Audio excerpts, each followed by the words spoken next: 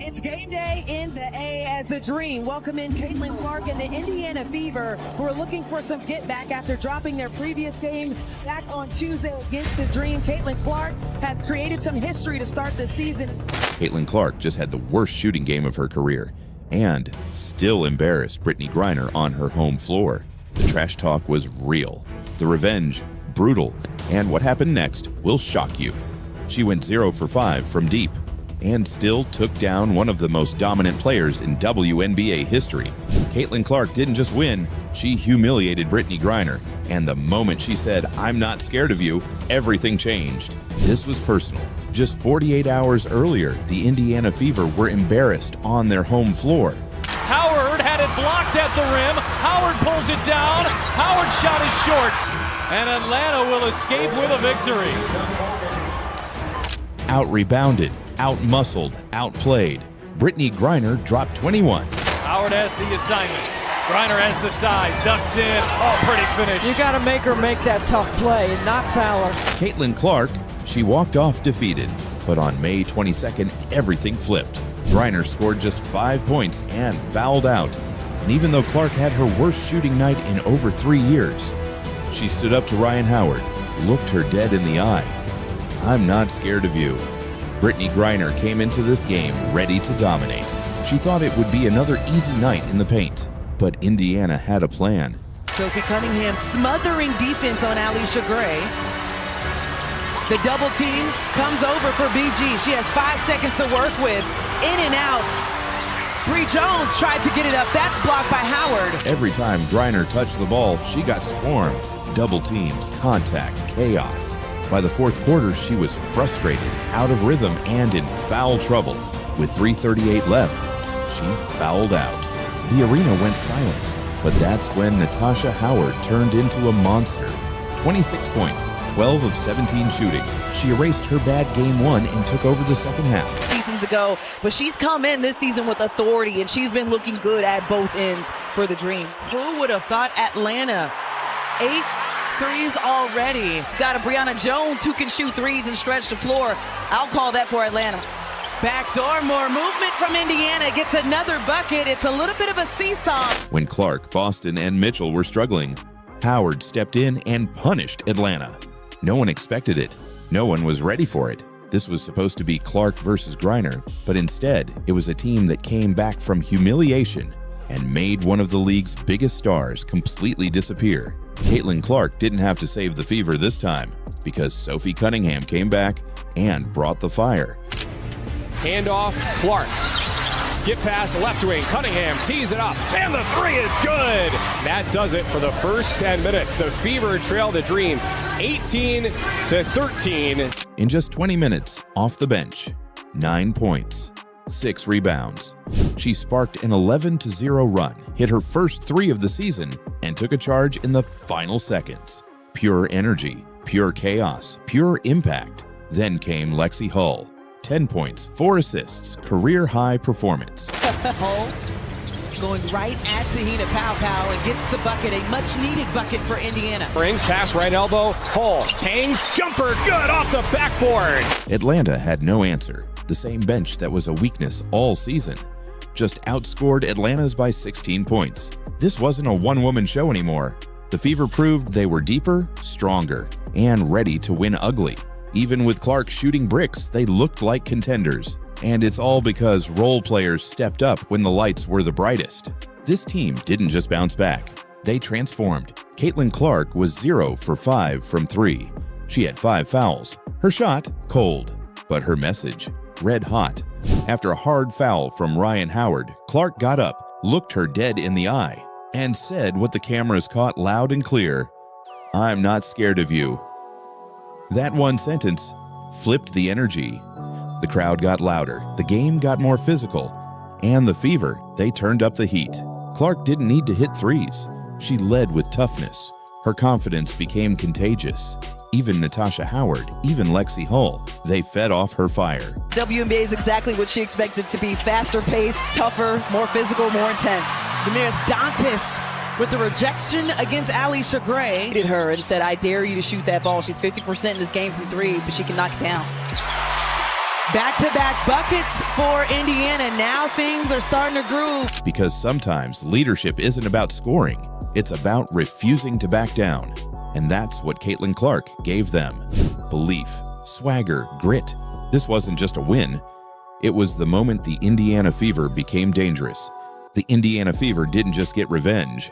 They sent a warning to the entire WNBA. They beat a playoff team on the road. They shut down Brittney Griner, and they did it all with their superstar having the worst game of her career.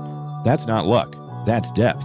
That's grit. That's a team evolving in real time. Natasha Howard took over. Sophie Cunningham made her presence felt. Lexi Hull dominated off the bench. And Caitlin Clark, even in her lowest moment, showed exactly why she's a leader. The trash talk, the swagger, the fire. This team is no longer rebuilding. They're ready. And if this game proved anything, it's that you can shut down Clark's shot, but you can't shut down her will. The Fever are coming, and the rest of the league better be ready. I'm not sure what the refs saw to upgrade it, and that's up to their discretion after watching the initial whatever happened. This wasn't just a game. This was a statement, a battle, a brawl in sneakers. Caitlin Clark versus Angel Reese. The moment the entire WNBA had circled in red. And what happened next will shock you. Because Caitlin Clark didn't just win.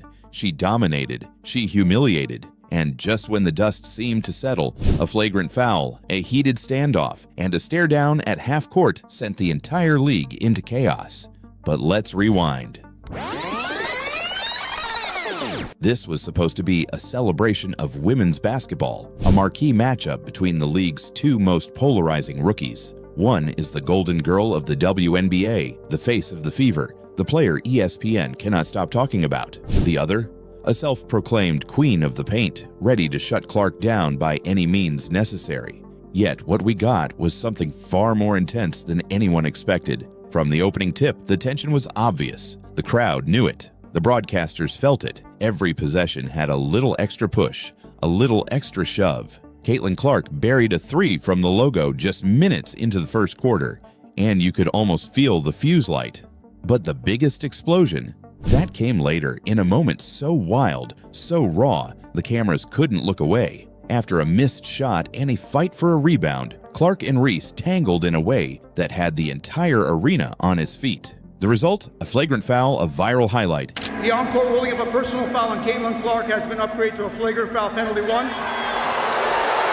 And a question that fans are still debating. Did Angel Reese cross the line? And here's the twist. While everyone was focused on the drama, Caitlin Clark quietly made history. She delivered a triple-double, her first ever in the WNBA. 10 assists, 10 rebounds, and points. More than enough. While Reese jawed and flexed, Clark passed, scored, and led her team to an overwhelming 35-point blowout win. So now, the media is split. Some say Reese got exposed. Others say the foul was a message, a sign that Clark won't be allowed to run this league unchecked. But everyone agrees on one thing. This rivalry is far from over. Therefore, if you think this was just another regular season matchup, think again. What happened between Caitlin Clark and Angel Reese might change the WNBA forever, not just because of the final score, but because of what it revealed about two of the league's biggest stars. And by the end of this story, you'll understand exactly why this feud is about more than basketball. It's about legacy, power, and who gets to own the spotlight in the new era of the WNBA. From the very first possession, this wasn't basketball, this was war. And the first shot fired, it came from Caitlin Clark. With the sky up early, Clark was fouled on a hard drive to the rim. Here's Clark working through some contact. Clark diving in, gets the whistle. She didn't flinch, just stepped to the line, nailed both free throws, and stared down the Chicago bench. No celebration, just cold confidence. But that was only the beginning. Moments later, Angel Reese came crashing through the lane. Elbows out, shoulders lowered. She bullied her way to the rim and sent a message with a tough layup in traffic. Clark excelled a season ago. Angel Reese dives in and finishes through the contact. The arena shifted. You could feel it. This was more than a game. This was personal. But Clark responded like she always does, with a three from way beyond the arc. Splash. Net didn't even move. And the stare she gave after? Ruthless. That shot didn't just tie the game, it flipped the momentum and it set a tone. Therefore, this battle became less about team strategies and more about who could outshine the other. Kelsey Mitchell joined the firefight, scoring on tough jumpers. Here's Mitchell, will fire, and hit from three. But everything and everyone seemed to orbit around Clark and Reese. Every time Clark hit a jumper, Reese muscled her way to the rim. Every time Reese scored in the paint, Clark pulled up from the perimeter and drilled another dagger. So many different places on the floor. Clark, little mid-range, is good. But something snapped in the second half. A rebound bounced high off the rim. Both Clark and Reese went for it. Arms tangled, hands fought. And then, it happened. Clark ripped at the ball with pure aggression. Reese held tight. The two locked eyes. Neither backed down. And the arena exploded. Replay showed it clearly. Reese shoved Clark's teammate before the scrum, and Clark saw it. That's what lit the fire. That Angel took exception to. So initially, Angel pushes Natasha Howard. Caitlin Clark points out the no call. Then she applies a hard foul on Reese. Reese gets up right away to get in the face of Clark. This wasn't some overreaction. It was retaliation. Clark stood up for her teammate the only way she knows how, with grit, fire, and zero hesitation. Therefore, the refs hit Reese with a flagrant one. The internet divided. Some said Clark flopped. Others praised her intensity, but no one could deny the electricity that moment brought. And through all of this chaos, Clark kept playing her game. She hit another deep three. Here's Clark firing and hitting. She dished out assist after assist. She ran the offense with poise most rookies can only dream of. Meanwhile, Reese was clearly frustrated. Her body language shifted. She missed close-range shots. She argued with refs. Banham flicks it ahead. Reese goes in. And with every Clark basket, the gap on the scoreboard widened. But it wasn't just about the points. It was about control. Clark had it. Reese lost it. And by the fourth quarter, the Sky were in free fall. Chicago's defense broke down. Indiana kept feeding Clark, and she kept delivering. A hesitation dribble. Step back three. 4 seconds left. Clark fires. You bet! Splash. Crowd goes wild, and with just over a minute to play, Clark launched another bomb from deep. Here's Clark firing. Back-to-back threes that silenced the haters and sealed the win. Therefore, this wasn't just a win, it was a statement. Caitlin Clark didn't just beat Angel Reese, she exposed her. The difference in composure, skill, and leadership was undeniable. And just when it seemed like the rivalry had reached its peak, something else happened. With the final buzzer echoing through the arena, the scoreboard told one story. Indiana Fever, 93, Chicago Sky, 58. But the real story? That was playing out off the court. Because while Caitlin Clark walked off the floor with a triple-double and the spotlight firmly on her, Angel Reese was left staring into space, frustrated, furious, and maybe, just maybe, outmatched. The moment went viral. Cameras caught Reese refusing to shake hands. Clark, calm and collected, walked back to the bench, barely reacting. Reporters asked about the flagrant foul. Reese brushed it off. Just what you saw in that play, how you interpreted what happened. Basketball play, refs got it right. Clark didn't take the bait. You got the flagrant, Aaliyah, you got a technical. What could have happened there? If you got the tech?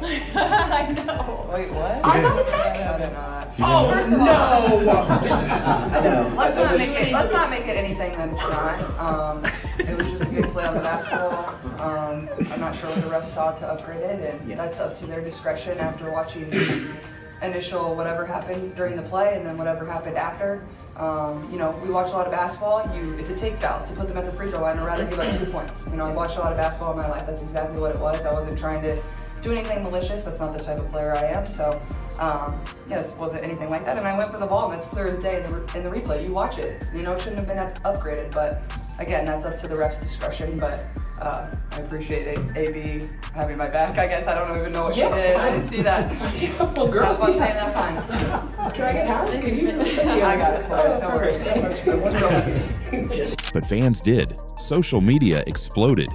Yashar Clark vs. Reese was trending in minutes. Some called Clark soft, others said Reese was reckless. And then came the hot takes, former players, analysts, even celebrities jumping into the debate. Everyone had an opinion, but no one had the full story, because here's what most people missed. When the two tangled for that rebound, the replay revealed something subtle but game-changing. Angel Reese shoved Natasha Howard before Clark ever jumped in. That moment wasn't about ego or attitude, it was about loyalty. Clark saw her teammate get hit, she saw no whistle, and she acted. Therefore, what looked like a petty fight was actually something much deeper. It was Clark doing what leaders do, protecting her team and sending a message. We're not backing down. And this is where the narrative shifts. For months, critics have questioned whether Caitlin Clark could survive in the WNBA. Too flashy, too soft, too hyped. But this game, this blowout, flipped all of that on its head. Not only did Clark dominate statistically, she showed toughness, leadership, and fire. Meanwhile, Angel Reese, for all her talk and swagger, couldn't match Clark's poise, couldn't control the game, couldn't stop the bleeding. But don't get it twisted. This story isn't over, not even close. Because the next time these two meet, the pressure will be even higher, the spotlight even brighter, and the stakes personal. The league wants this rivalry, the fans demand it, and every player in that locker room knows when Caitlin Clark and Angel Reese share the court, it's not just about basketball, it's about who controls the future of the WNBA. So here's the question, did Caitlin Clark just take the crown? Or is Angel Reese about to come back stronger than ever?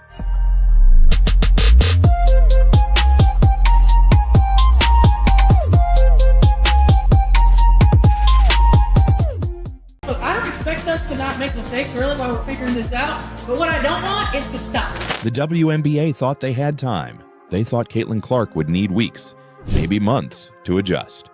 But on day one of training camp, everything changed. All right, y'all, day one. Y'all, we talked about it. Excited about the opportunities, right? Excited about the opportunity we have. Starts right now. The devil's in the details. Everything we do. Detail-oriented, purposeful, intentional, high level of communication. Okay, we're gonna make a lot of mistakes. That's to be expected. But if we over-communicate, we'll be able to work through it. So high level of communication. I'm excited, y'all. Veterans, rookies, coaches, even front offices, all caught off guard by what the Indiana Fever just unleashed. And it wasn't just Caitlin, it was all of them. A brand new core moving like they'd played together for years. Caitlin Clark ran the floor like a general. Aaliyah Boston was locked in on every possession. Kelsey Mitchell looked reborn. And the rookies, catching lobs, blocking all-stars, shocking everyone in the building. Meanwhile, the veterans, names like Breanna Stewart and Natasha Howard, didn't flinch. They didn't babysit. They led. What happened at this practice wasn't just training. It was a message. And what came next, no one expected, because the Indiana Fever didn't come to play. They came to take over. Training camp usually starts slow. New teammates need time to click. Roles need to be defined. Coaches need to set the tone. But the Indiana Fever, they walked in like they had already been playing together for years. And right in the middle of it all, Caitlin Clark commanding the court like she's been a pro for a decade. Her passes weren't just clean, they were surgical. She wasn't just making reads, she was controlling the pace. And when the scrimmage hit crunch time, she launched a step-back three that hit nothing but net. That shot wasn't just a bucket, it was a warning. But what really shocked everyone wasn't just Clark, it was how fast the entire unit came together. Kelsey Mitchell, a scoring machine for years, looked free. With veterans like Breanna Stewart and Natasha Howard now taking on leadership, Mitchell no longer had to carry the load, and it showed. She was smiling between plays, cutting harder, and attacking like a pure scorer again. That's the thing about structure. When the right leaders are in place, the game opens up. And that structure starts with Coach Stephanie White, who brought a message of accountability from day one. "We will make mistakes," she told the team, "but if we over-communicate, we'll survive it." High level of communication. Okay, we're gonna make a lot of mistakes. That's to be expected. But if we over-communicate, we'll be able to work through it. So high level of communication. I'm excited, y'all. And over-communicate they did. Drills paused, coaches corrected footwork, assistants demonstrated screen angles. No one was above the standard, therefore even the stars were getting pushed. Aaliyah Boston, already a two-time All-Star, was grinding through defensive rotations. And right behind her, Michaela Timpson, the rookie who stole the show, 6'2" with a 7-foot wingspan. That's already scary. But when she blocked Boston, yes, blocked the Rookie of the Year, the entire gym reacted. Not because it was disrespectful, because it was real. Timpson wasn't there to be a background player. She was there to earn a spot, and every player saw it. You could feel the tension. 15 players, just 11, maybe 12 roster spots.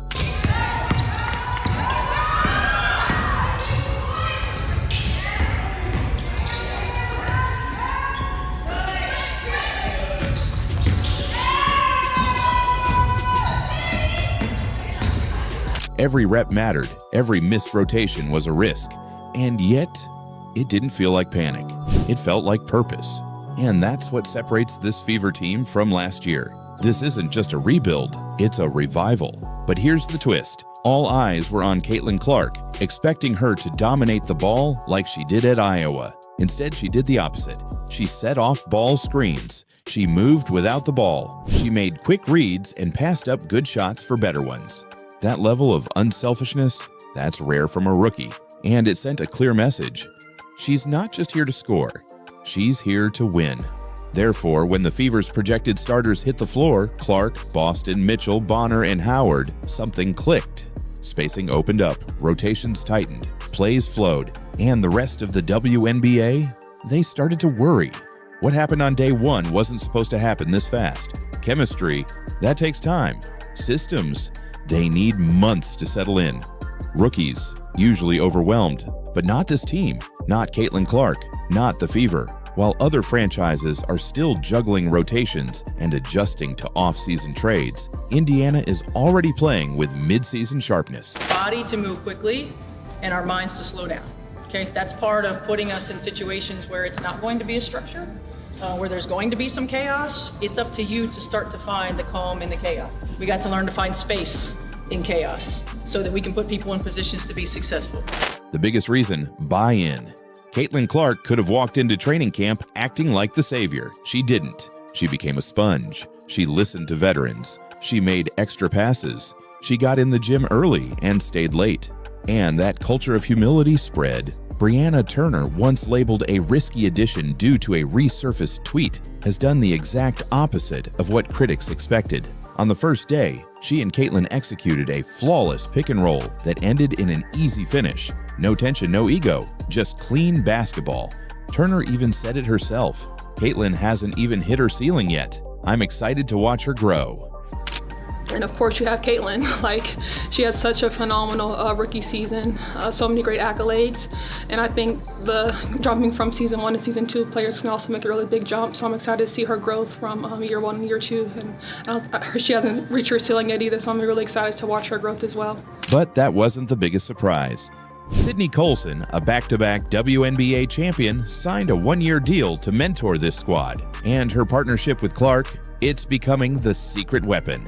During drills, Colson can be seen coaching Caitlin through traps, fighting over screens, and reading defensive angles. That's championship DNA being handed down play by play. Therefore, what fans saw on day 1 wasn't just a practice. It was a glimpse into the future, and it's coming fast. Watch the returning core: Clark, Mitchell, Boston, Hull, Dantas. They're not just playing hard, they're translating plays, teaching terminology, guiding rookies. This team has leadership at every level. And when you combine that with Caitlin Clark's vision, Boston's dominance, and veterans who want to win, you don't just get improvement, you get a contender. The final moment of camp said it all. Clock ticking down, ball in Clark's hands, Dana Bonner urging her to shoot. Caitlin steps back from deep and drills it. But it wasn't just the make, it was what happened after. She bangs her head against the padded wall in celebration. Goofy, lighthearted. And suddenly the whole team is laughing. That's culture. That's connection. It's rare to see a team this unified on day 1, but that's what makes this dangerous. Because the Fever aren't just getting along, they're buying in. And now, the rest of the league has to deal with that. So the next time you hear someone ask if Caitlin Clark is ready for the WNBA, just show them the tape. Because if this is what Indiana looks like on day 1, imagine what they'll become by playoff time.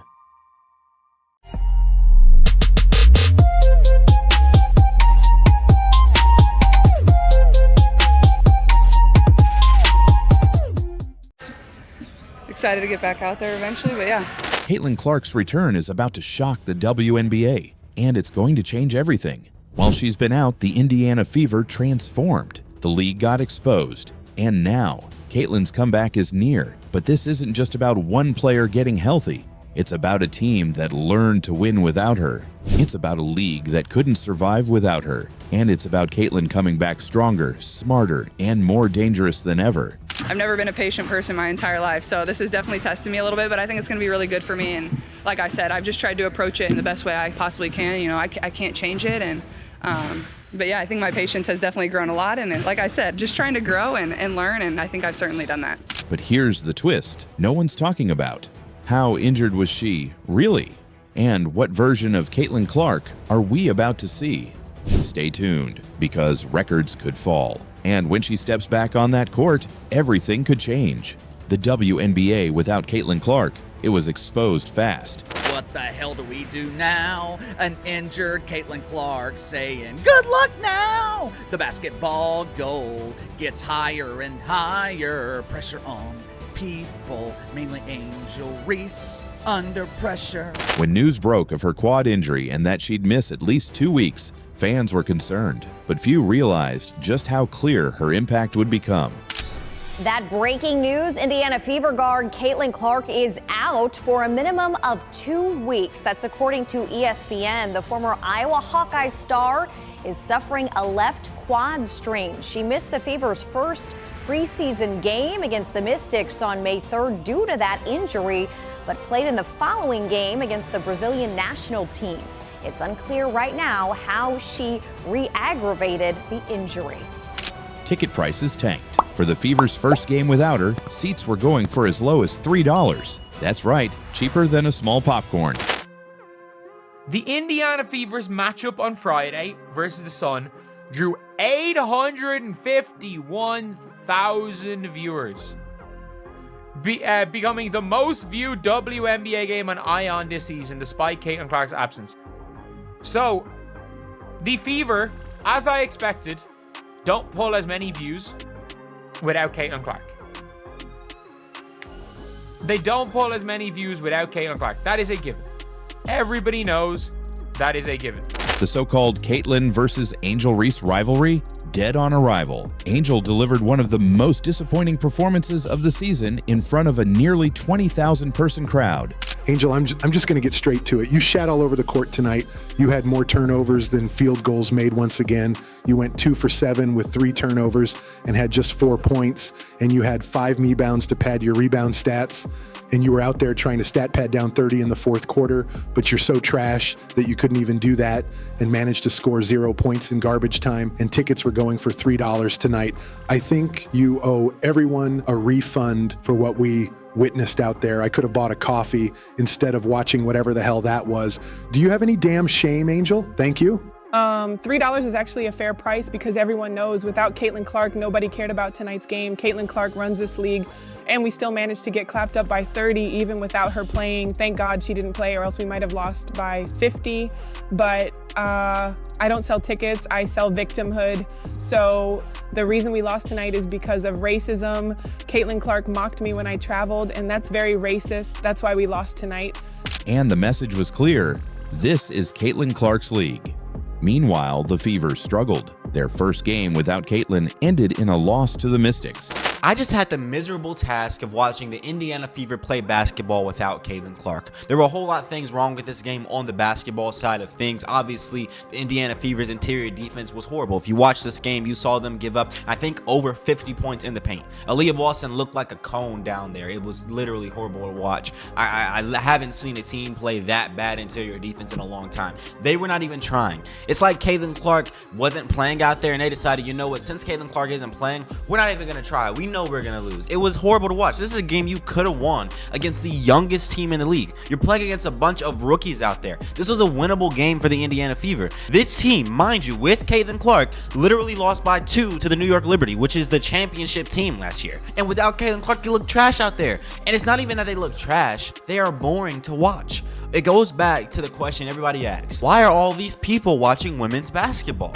Then another brutal loss to the Sun, a team that had been winless. Worse, in that game, they lost Sophie Cunningham and Sydney Colson, two of Caitlin's key backups. The roster was shredded, and at that point, the season looked at risk of falling apart. All right, so let's talk about it, man. No Sophie, no Sydney, all right? Now, of course, we lost Sydney first. And, you know, I had some people saying, man, nobody worried about Sydney. But Sydney is a very important player, okay? She is a very important player. We don't necessarily have too many playmakers. But that's when something unexpected happened. Aari McDonald, a hardship signing, stepped in and immediately changed the vibe. 8-0 run. The Fever now on an 11-2 advantage. Miscommunication and stolen by McDonald, who races to the other end and finishes. Well, if that doesn't get your engine going for Aari McDonald, you force the timeout off your defense. She brought pace, energy, and a much-needed spark. Suddenly, the Fever had life again. They took revenge on the Mystics. And in a rematch against the Chicago Sky, they didn't just win, they obliterated them. A 62-point combined margin across 2 games. And this was all without Caitlin Clark, Sophie Cunningham, or their head coach Stephanie White. Kelsey Mitchell rediscovered her scoring touch. Aaliyah Boston continued to dominate inside. Lexi Hull became a lethal shooter from deep, pushing for most improved player consideration. The Fever were growing up fast, and they did it without their superstar. But as the team evolved, a different conversation started swirling. Just how serious was Caitlin's injury? In her public comments, Caitlin said the injury happened during the Liberty game, but she couldn't pinpoint the moment, and fans who had been watching closely weren't buying it. Many believed she had been playing through pain for weeks, looking visibly less explosive in multiple games. Analysts noted she didn't look right in preseason, and her lift and quickness were dulled even before the Liberty game. If true, that changes everything. Because here's the thing, even at 60 or 70%, Caitlin was still producing highlights, drawing record viewership, and keeping the Fever competitive. Imagine what happens if she's coming back at full strength. And there's another layer. If the Fever knew she was playing through injury and kept putting her on the floor, that's a liability nightmare. We're talking about a player estimated to bring nearly $1 billion in value to the WNBA this season alone. Here's Clark. Wow! You bet! From beyond the logo! And a little point afterwards! If this was a managed risk that finally forced her out, the team and league had every incentive to be vague about what really happened. Now, I'm not a lawyer, but the conspiracy isn't crazy. In fact, it might be the best news possible, because if Caitlin has finally taken time to fully heal, we might be about to see the best version of her yet. And her mindset during recovery gives even more reason for optimism. While sidelined, Caitlin hasn't disengaged. Far from it. She's throwing herself into film, studying from the bench, and acting almost like a coach. 22 in blue for the Fever. There's Caitlin Clark, who is out with that lower leg. She openly said she misses practice more than anything, not just games. That love of the grind, it's rare, and it's a warning sign to the rest of the league. Not a very patient person, no. Yeah, I think it's an opportunity to grow, right? You know, just try to approach it in the best way I can. It's certainly weird. I think at times the hardest part is like just not being able to be involved in practice. Like, I love practice. Not a ton of people always enjoy like coming to practice every single day, but that's something I like really enjoy. Like, I really enjoy coming out here and like competing every single day with my teammates. Like, that's probably honestly what I miss most. Obviously, I miss the games. That goes for anybody that's ever hurt, but like, I love practice. I love getting better. Even while injured, she's been helping teammates from the sideline, giving insights during timeouts, serving as a bridge between the coaching staff and players. Now combine that leadership growth with a Fever squad that has learned to win without her. And the formula is dangerous. Aari McDonald should remain in the rotation. Mitchell is hot. Boston is a force. Hull's confidence is rising. And into this mix returns a fully healthy Caitlin Clark. The timing couldn't be better. The contrast between the WNBA with Caitlin and without her has never been clearer. The Fever have been battle-tested. The league's dependence on Clark is undeniable. And now, with her comeback imminent, records could fall. Again, the stage is set, the stakes are high, and the WNBA is about to feel the full force of Caitlin Clark's return. The stage is set. The Fever have proven they can win without Caitlin. The league has proven it can't thrive without her. And now, Caitlin Clark is about to return, stronger, smarter, and with something to prove. Viewership records about to fall again. Ticket prices already surging for games where her comeback is expected. And rival teams, they've had their moment. Now they're about to face a Fever squad that's deeper, more confident, and led by the league's most dangerous player. But here's what should scare the WNBA most. This time away has given Caitlin something new, a coach's mindset, a clear understanding of how to elevate her teammates, and a fire that's only grown stronger while sidelined. If she was drawing millions of viewers and driving the league's narrative at 70%, what happens now that she's rested and ready? The answer is simple. The WNBA is about to change again, and Caitlin Clark is leading the charge. So buckle up, because when she steps back on that court, it won't just be a comeback, it will be a statement. If you're ready to watch Caitlin Clark rewrite the story of this season, hit like, subscribe, and drop a trophy emoji in the comments. The return is coming, and you won't want to miss it.